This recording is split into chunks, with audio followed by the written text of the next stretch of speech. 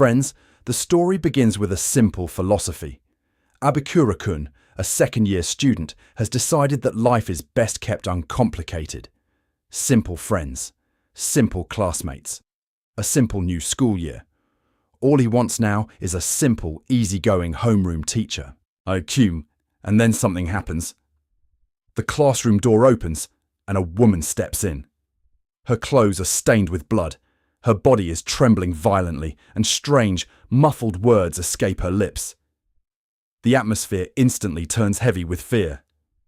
Students whisper, "Is this a curse? Is this really our new teacher? We learn her name is Hiwamura, but thanks to the panic she caused on day one, the entire school has already nicknamed her the spooky, scary sensei." And just like that, rumours start flying like wildfire. Someone says they saw talismans stuck in her notebook. Someone else claims she suddenly tackled them to the ground and muttered a curse. Another student swears she was practicing dark rituals with plushies after school. The fear is real, and Abikura-kun can't help but feel that this is definitely not the simple school life he signed up for. But wait.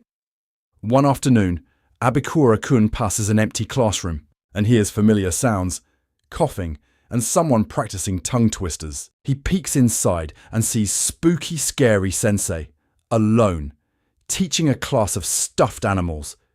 She's trying to project her voice, taking deep breaths, even removing her jacket to better see her stomach expand while breathing. And right then, the truth hits him. This isn't a curse. This isn't a monster. This is just an incredibly shy, physically weak, stage fright-ridden new teacher, trying her absolute best to do her job. The so-called blood was from tripping and hitting her head that morning. The talismans were just sticky notes to help her remember students' names. The curses were just her stumbling over apologies. And then the story takes a new turn. Abikura-kun starts noticing her everywhere. He sees her struggling in a tight old high school tracksuit, trying to build stamina for the upcoming jump rope tournament.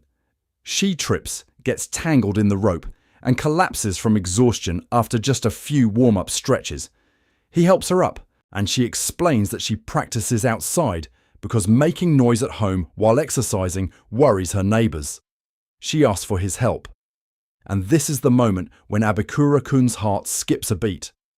Flustered, he accidentally asks her about her ideal type. She thoughtfully replies that she wants to become a teacher with a strong voice, sharp appearance, and leadership skills. Someone the students can trust. The gap between her dream and her current reality is painfully huge.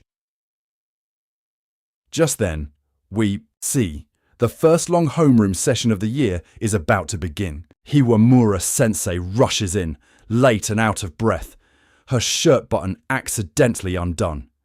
She tries to write on the board, but her hands shake so badly that her handwriting looks like eerie, cryptic symbols. Students start panicking.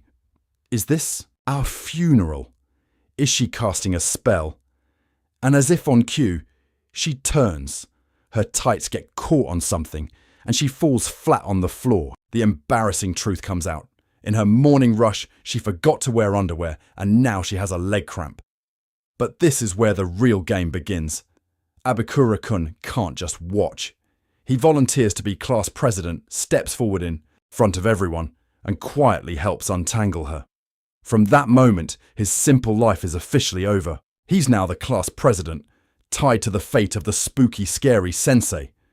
On the other side, we see Abikura-kun receives a note asking him to stay after school to discuss class operations. Nervous but curious, he goes. But the twist here is Hiwamura-sensei is holding a megaphone. She explains that at a staff meeting, teachers pointed out her quiet voice, so she bought this to help students hear her better. She tries it out, but even with the megaphone, her voice is still barely audible.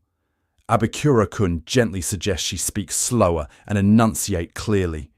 She practices a tongue twister again, and this time her voice comes through loud and clear. And then that moment arrives that no one saw coming. Hiwamura-sensei's eyes light up with hope. She asks, emotionally, Abikura-kun, are my feelings reaching you? He says yes.